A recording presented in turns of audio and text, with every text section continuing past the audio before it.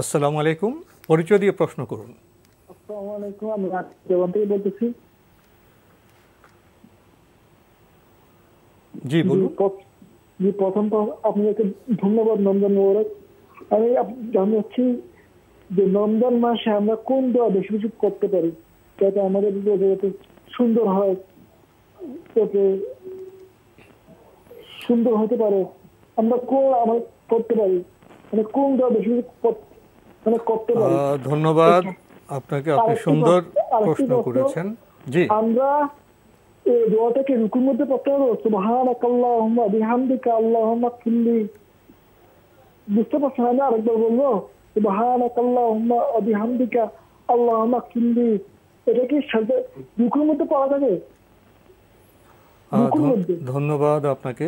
আপনি রমজানের এই পবিত্র সময়ে কি কি দোয়া করলে ভালো হবে, কি কি আমল করলে ভালো হবে এ সম্পর্কে জানতে চেয়েছেন। প্রথম কথা হচ্ছে, রমাদান মাস পুরোটাই তো মূলত রহমত, মাগফিরাত এবং নাজাতের জন্য আল্লাহ রাব্বুল আলামিনের কাছে আল্লাহ বান্দারা দোয়া করবে। কারণ আল্লাহ সুবহানাহু ওয়া তাআলা রমাদান মাসটাকে রহমতের জন্য আল্লাহ রাব্বুল আলামিন ভরপুর করে দিয়েছেন।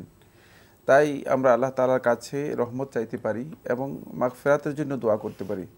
আল্লাহুম্মা গফিরলি, তুব আলাইয়া ওয়া তুব আলাইয়া, এই ধরনের দোয়াগুলো করতে পারেন, যেগুলোতে আল্লাহ রাব্বুল আলামিনের কাছে মাগফিরাতের জন্য দোয়া করা হয়েছে। অথবা আস্তাগফিরুল্লাহ ওয়া আতুবু ইলাইহি, অথবা যেগুলোতে আল্লাহ সুবহানাহু ওয়া তাআলার প্রশংসা রয়েছে, যেমন লা ইলাহা ইল্লাল্লাহু ওয়াহদাহু লা শারীকা লাহু লাহুল মুলকু ওয়া লাহুল হামদু ওয়া হুয়া আলা কুল্লি শাইইন কাদির, এই দোয়াটি পড়তে পারেন।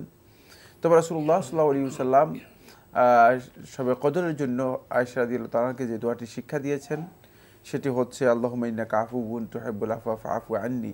মানে এই সবগুলোর মধ্যে মূলত ক্ষমার বিষয়টি সবচেয়ে বেশি গুরুত্ব পেয়েছে। এই ধরনের রেওয়ায়াতগুলো থেকে সামনে রেখে এটা বোঝা যাচ্ছে যে মূলত এটা ক্ষমার জন্য অত্যন্ত গুরুত্বপূর্ণ একটি মানে পিরিয়ড, সময়। তাই আল্লাহ রাব্বুল আলামিনের কাছে ক্ষমার জন্য বেশি বেশি দোয়া করতে পারেন।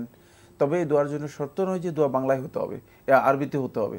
দোয়া আপনি বাংলায়ও করতে পারেন, আপনি আরবিতেও করতে পারেন।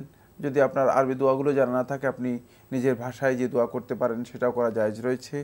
সেক্ষেত্রে দোয়া মাতৃভাষায় বুঝে দোয়া করা, এটা কিন্তু দোয়ার অত্যন্ত গুরুত্বপূর্ণ একটি বোঝার মাধ্যমে, উপলব্ধির মাধ্যমে যে দোয়া হবে সেটা আন্তরিক হবে, সেটা আল্লাহর দরবারেও সেটা কবুল হওয়ার সম্ভাবনা বেশি থাকবে। এই জন্য অনেকে আছে যে দোয়া করেন কিন্তু তিনি বোঝেন না কি দোয়া, তাহলে তিনি দোয়া করেন আসলে দোয়া করেন কি চাচ্ছেন সেটা তো বোঝেন না।